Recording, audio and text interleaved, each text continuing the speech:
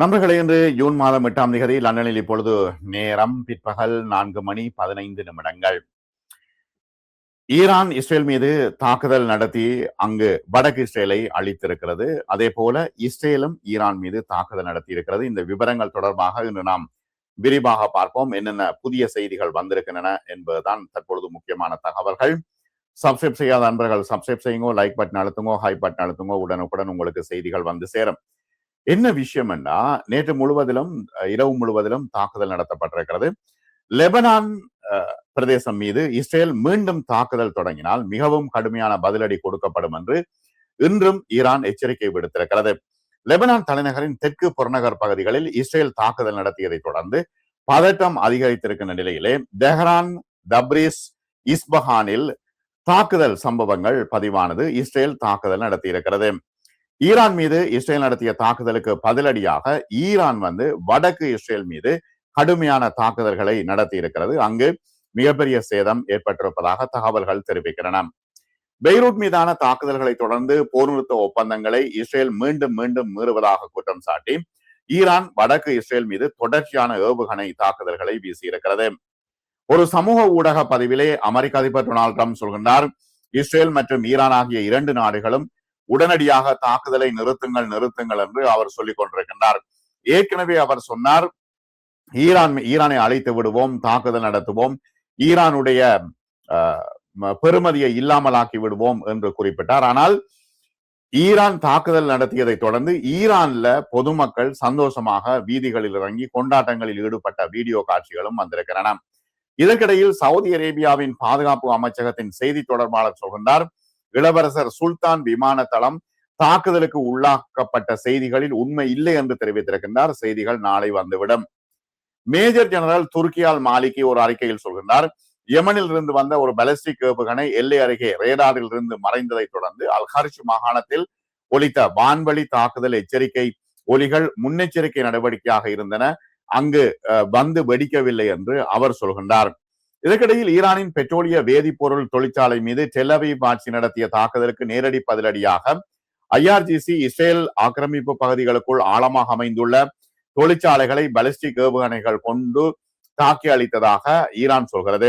ஈரானின் மூலோபாய முக்கியத்துவம் வாய்ந்த தெற்கு துறைமுக நகரமான மஹ்ஷரில் உள்ள கரூன் பெட்ரோலிய வேதிப்பொருள் ஆலை மீது அமெரிக்கா இஸ்ரேல் நடத்திய தாக்குதலுக்கு பழிவாங்கும் விதமாக இஸ்ரேலினுடைய ஹைஃபா துறைமுக நகரத்தில் உள்ள பெட்ரோலிய வேதிப்பொருள் ஆலைகள் மீது ஏவுகணைகள் மூலம் தாக்குதல் நடத்தி அளித்ததாக ஐஆர்ஜிசி சொல்கிறது.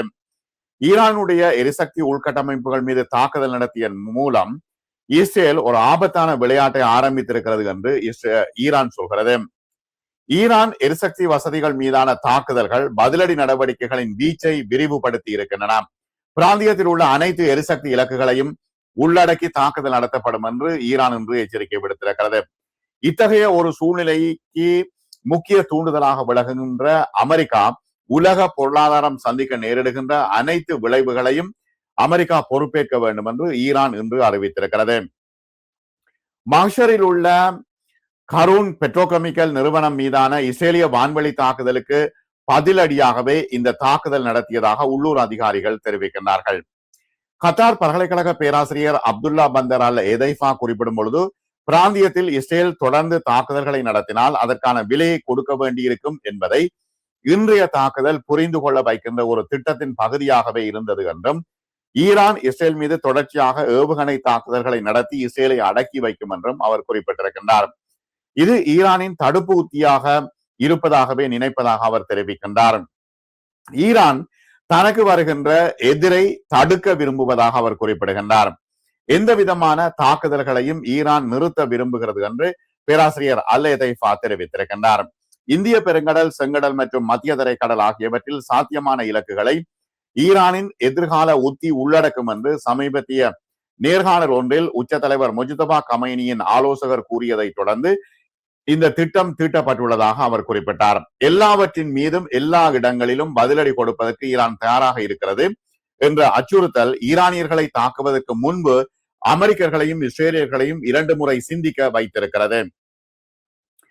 எனவே இது மிகவும் கவலைக்குரிய விஷயம் என்று ஆய்வாளர்கள் குறிப்பிடுகின்றார்கள். நாட்டின் வடக்கே உள்ள சரித் பகுதியில் அபாய ஒலி எழுப்பப்பட்டுள்ளதாக இஸ்ரேலின் ராணுவம் தெரிவித்திருக்கிறது. தற்போது நிலைமை குறித்து தற்பொழுது பார்த்து வருவதாக இஸ்ரேல் சொல்கிறது. இஸ்ரேலின் வடக்கு பகுதிகளில் பல எச்சரிக்கைகள் செயல்படுத்தப்பட்டிருக்கின்றன. லெபனானை நோக்கி எறிகணைகள் வீசப்பட்டதாக இஸ்ரேலிய ராணுவம் தெரிவித்தாலும் கூட தற்பொழுது தாக்குதல் நிறுத்தப்பட்டிருக்கிறது. இப்பொழுது ஈராக் தனது வான்வழியை மீண்டும் திறந்திருப்பதாக தகவல்கள் தெரிவிக்கின்றன. ஏப்ரல் 8ஆம் தேதி இன்று இரவு ஈரானுக்கு எதிரான அமெரிக்க இஸ்ரேல் போரில் போர் நிறுத்தம் ஆரம்பித்ததிலிருந்து இஸ்ரேல் மீது ஈரான் ஏவுகணை தாக்குதல்கள் நடத்தப்பட்டதை அடுத்து ஞாயிற்றுக்கிழமை மாலை தனது வான்வெளியை ஈராக் மூடியிருந்தது. கத்தார் பல்கலைக்கழக பேராசிரியர் பந்தர் அல் ஐதைஃபா குறிப்பிடும் பொழுது, பிராந்தியத்தில் இஸ்ரேல் தொடர்ந்து தாக்குதல்களை நடத்தினால் அதன் விலையை நிச்சயமாக கொடுக்க வேண்டி இருக்கும் என்பதை புரிந்து கொள்ள வைக்கும் திட்டத்தின் ஒரு பகுதியே ஈரான் இஸ்ரேல் மீது ஏவுகணை தாக்குதல்களை நடத்துகிறது என்று தெரிவித்தார். இந்திய பெருங்கடல், செங்கடல் மற்றும் மத்திய தரை கடல் ஆகியவற்றில் சாத்தியமான இலக்குகளை ஈரானின் எதிர்கால உத்தி உள்ளடக்கும் என்றும் அவர் குறிப்பிட்டிருக்கின்றார். ஈரானும் இஸ்ரேலும் இந்த தாக்குதல் நடத்தி கொண்டிருக்கும் பொழுது அமெரிக்கா தற்பொழுது பதறி கொண்டிருக்கிறது. பேச்சுவார்த்தை நடந்து கொண்டிருக்கிறது என்று மீண்டும் மீண்டும் அமெரிக்காவும் பாகிஸ்தானும் சொல்லிக் கொண்டிருக்கும் சூழ்நிலையில் இஸ்ரேல் இந்த தாக்குதல் நடவடிக்கைகளை நிறுத்தாவிட்டால் மீண்டும் மீண்டும் இஸ்ரேல் அளிக்கப்படும் என்று ஈரான் தெரிவித்திருக்கிறது. கிங்ஸ் கல்லூரி லண்டனில் சர்வதேச பாதுகாப்பு பிரிவின் விரிவுரையாளர் ரோப் கெய்ட்ஸ் தெரிவிக்கும் பொழுது இந்த பிராந்தியத்தின் சமீபத்திய முன்னேற்றங்கள் என்ன என்பது குறித்து தெரிவித்திருக்கின்றார். ஹோமுஸ் நீரிணை மூடப்பட்டதை சுட்டிக்காட்டி போரும் இல்லை சமாதானமும் இல்லை என்ற கருத்தாக்கம் நிலைக்கு ஈரான் வந்து கொண்டிருப்பதாக தெரிகிறது என்று பின்போல் தெரிவித்திருக்கின்றார். தற்போதைக்கு ஈரான் நிலை பெற்று விட்டது போல் தெரிகிறது. தடைகளை தளர்த்துவதற்காக அவர்கள் பேச்சுவார்த்தைக்கு அவசரப்படவில்லை என்பதை பேராசிரியர் குறிப்பிடுகின்றார்.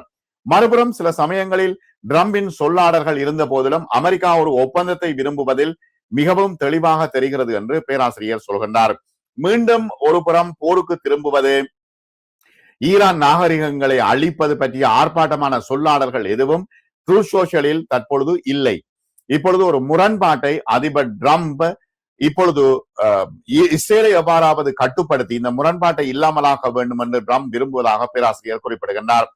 இதற்கிடையில் நெத்தன்யாகுவின் முடிவெடுக்கும் திறனை பொறுத்தவரை இஸ்ரேலிய பிரதமர் ட்ரம்ப் சொல்வதை மட்டும் செய்யாமல் ஹிஸ்புல்லாவை கடுமையாக தாக்குகின்றார் என்பதுதான் இப்பொழுது இருக்கின்ற பிரச்சனை. ஹிஸ்புல்லாவை தாக்கும் பொழுது ஈரான் மீண்டும் மீண்டும் இஸ்ரேலை தாக்கும்.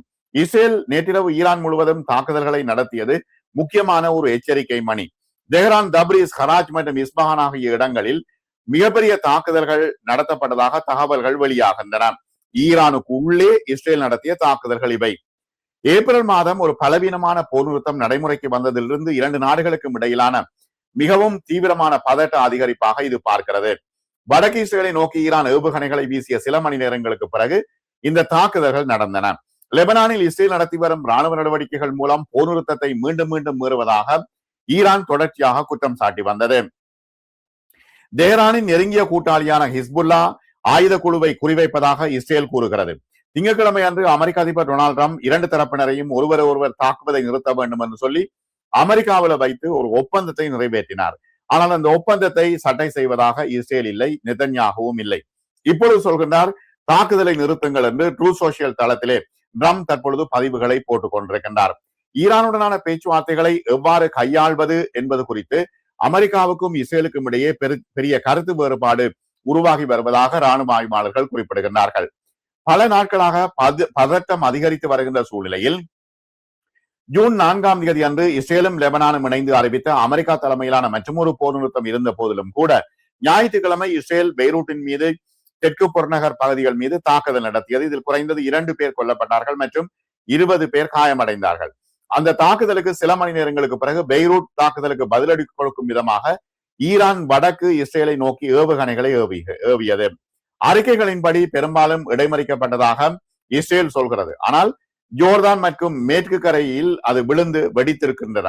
இதற்கு பதிலடியாக இஸ்ரேல் மற்றும் மத்திய மற்றும் மேற்கு ஈரான் மீது இரவு ஏவுகணை தாக்குதல்களை நடத்தியது. அங்கும் பெரிய பாதிப்பு இருக்கிறது. அதே நேரத்தில் தெஹ்ரான் அதன் பின்னர் 2வது கட்ட தாக்குதல்களை ஆரம்பித்தது.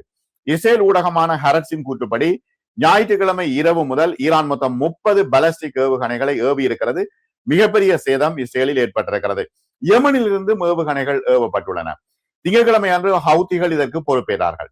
அதே நேரத்தில் தெற்கு லெபனான் மீதான இஸ்ரேலின் படையெடுப்பை முறியடிப்பதில் தொடர்ந்து ஹிஸ்புல்லா ஈடுபட்டு வருகிறது.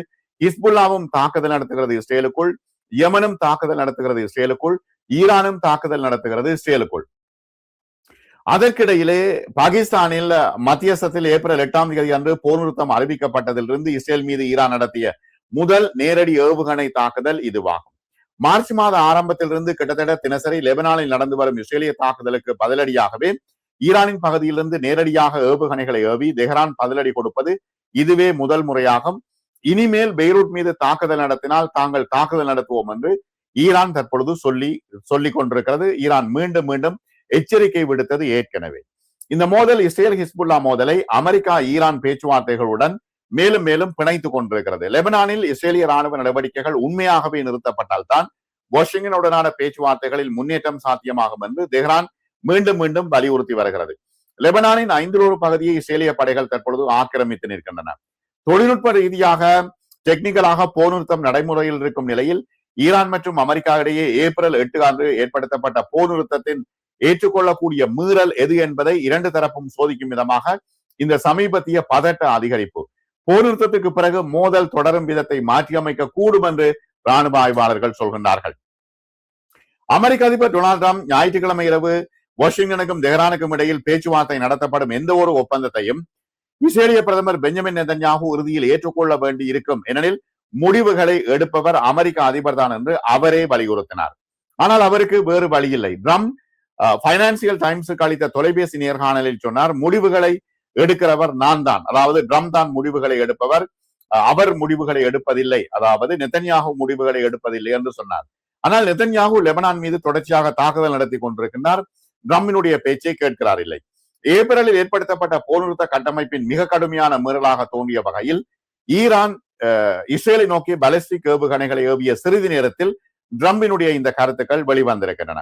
டிரம்பின் கருத்துக்கள் மற்றும் வாஷிங்டன் நிதானத்தை கடைபிடிக்குமாறு வலியுறுத்துவதாக கூறுகின்ற அமெரிக்க ஊடக அறிக்கைகள் வெளியான சில மணி நேரங்களுக்கு பிறகு இஸ்ரேல் ஈரானுக்குள் உள்ள இலக்குகளை தாக்கி இருக்கிறது.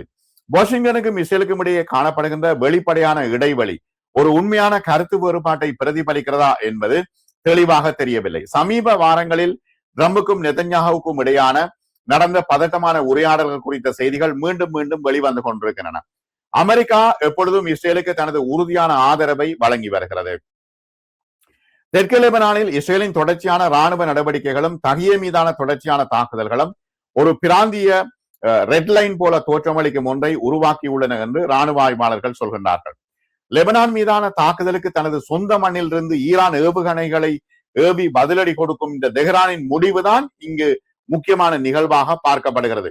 லெபனானை அடித்தால் இஸ்ரேலை அடிப்போம் என்று இப்பொழுது ஈரான் தொடர்ச்சியாக சொல்லிக் கொண்டிருக்கிறது. போர் நிறுத்தம் அனைத்து முனைகளிலும் பொருந்தும், மேலும் ஒரு முனையில் அதை மீறுவது அனைத்து முனைகளிலும் மீறுவதாகும் என்று தெஹ்ரான் தற்பொழுது வெளிப்படையாகவே தெரிவித்துக் கொண்டிருக்கிறது. ஹிஸ்புல்லா அதன் ஈரானிய கூட்டாளி என்று அழைக்கப்படும் மற்ற உறுப்பினர்கள் மூலம் பதிலடி கொடுக்காமல் நேரடியாக பதிலடி கொடுக்க ஈரான் எடுத்த முடிவு குறிப்பாக முக்கியத்துவம் வாய்ந்தது என்று ராணுவ ஆய்வாளர்கள் சொல்கின்றார்கள். இது போரை இன்னும் ஒரு திசைக்கு திருப்புவதாக இருக்கிறது.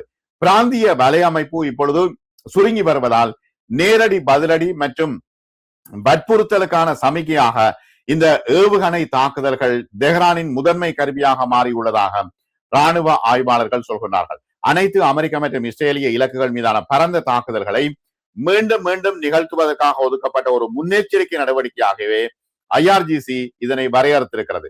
இது ஒரு முழு அளவிலான போரை நோக்கிய நகர்வை காட்டிலும் தடுப்பு மற்றும் பேரம் பேசும் சக்தியை பரிந்துரைக்கிறது. ஈரான் குறிப்பிடத்தக்க அளவு பேரம் பேசும் சக்தியை தக்க வைத்துக் கொண்டுள்ளது. பதட்டம் அதிகரித்த போதிலும் வளைகுடாவில் உள்ள அமெரிக்க ராணுவ சொத்துக்கள் மீது உறுதிப்படுத்தப்பட்ட தாக்குதல்கள் எதுவும் இன்று நடைபெறவில்லை, ஆனால் தொடர்ச்சியாக நடைபெறும். எந்த ஒரு நேரடி அமெரிக்க தலையீடும் பிராந்திய ராணுவ வசதிகள் மற்றும் உள்கட்டமைப்புகளுக்கு எதிராக ஈரான் பதிலடி கொடுக்கும் அபாயத்தை வியத்தகு முறையில் அதிகரிக்கக்கூடும் என்று ஆய்வாளர்கள் இன்று சொல்கின்றார்கள். அமெரிக்க ராணுவ தளங்கள் மீதான தாக்குதல்களுக்கு இது ஒரு முன்னெச்சரிக்கை நடவடிக்கையாகவே இஸ்ரேல் மீதான தாக்குதல் இருக்கும் என்று தற்பொழுது சொல்லப்படுகிறது. தெஹ்ரானின் பாதுகாப்பு சார்ந்த உயரடுக்குகள் பல மாதங்களாக முன்வைத்து வருகின்ற வாதத்தை இது வலுப்படுத்துகிறது. அதாவது ஈரான்ல ஏவுகணை தளங்கள் இன்னும் பாதுகாப்பாகவும் இருக்கிறது, இஸ்ரேலையும் அமெரிக்க தளங்களையும் தாக்கக்கூடியதாக இருக்கிறது என்று ஆய்வாளர்கள் சொல்கின்றார்கள். வாஷிங்டனின் நிதானத்திற்கான விருப்பத்துக்கும் இஸ்ரேலின் பதிலடிக்கான விருப்பத்துக்கும் இடையிலான இடைவெளியில் தான் பதட்டம் மீண்டும் அதிகரிக்கும் ஒரு பெரும்பாலான சுழற்சி தொங்கிக் கொண்டிருப்பதாக இராணுவ ஆய்வாளர்கள் குறிப்பிடுகின்றார்கள். இதுதான் நிலவரம். தொடர்ச்சியாக இஸ்ரேல் லெபனான் மீது தாக்குதல் நடத்தினால் மீண்டும் ஈரான் மீது தாக்குதல் நடத்தி அழிப்பதற்கு ஈரான் தயாராக இஸ்ரேல் மீது தாக்குதல் நடத்தி அழிப்பதற்கு ஈரான் தயாராக இருப்பது என்பதே நிதர்சனமான உண்மை. தகவல்களோடு சந்திப்போம். சப்ஸ்கிரைப் செய்யாத நண்பர்கள் சப்ஸ்கிரைப் செய்யுங்கோ, லைக் பட்டன் அழுத்துங்கோ, ஹை பட்டன் அழுத்துங்கோ. உடனுக்குடன் உங்களுக்கு செய்திகள் வந்து சேரும். மிக்க நன்றி நண்பர்களே.